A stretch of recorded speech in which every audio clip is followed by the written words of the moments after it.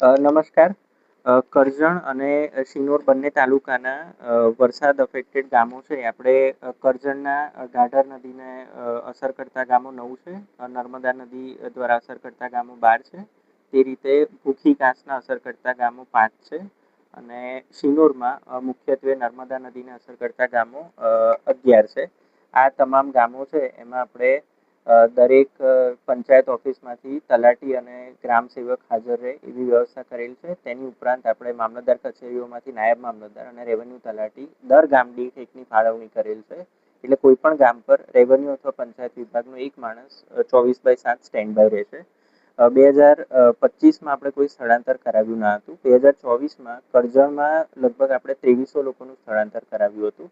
એટલે આ આંકડો ધ્યાને રાખી અને આનાથી પણ વધારે લોકોને સ્થળાંતર કરવાનું થાય તો એની માટેના તમામ શેલ્ટર હોમની વ્યવસ્થા સુનિશ્ચિત કરવામાં આવી છે. એમાં પાણી અને ભોજનની ફૂડ પેકેટની પણ વ્યવસ્થા આપણે સ્ટેન્ડ બાય રાખી છે.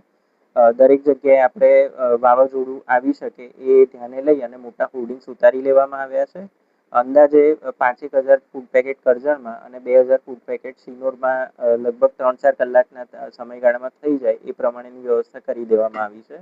આપણી પાસે કરજણમાં 8 કોઝવે છે જે થોડા ક્રિટિકલ છે. દરેક જગ્યાએ પોલીસ બંદોબસ્ત રહેશે. એ રીતે શિનોરમાં પણ જેટલા કોઝવે છે એમાં પણ પોલીસ બંદોબસ્તની વાત કરેલી છે. જીસીબી ડમ્પર અને ટ્રેક્ટરનું લિસ્ટ છે આરએનબી પાસેથી મંગાવી લીધું છે અને એમાં પણ જે પણ જરૂરિયાત જણાશે ત્યાં આગળ એક્શન લેવામાં આવશે. આ સિવાય હેલ્થની સાથે સંકલનમાં રહી અને જેટલા પણ સગર્ભા બહેનો છે તેમનું એક એડવાન્સમાં આજે એક લિસ્ટ બની અને એમને જો સલામત સ્થળે ખસેડવાના હોય તો ખસેડી દઈશું.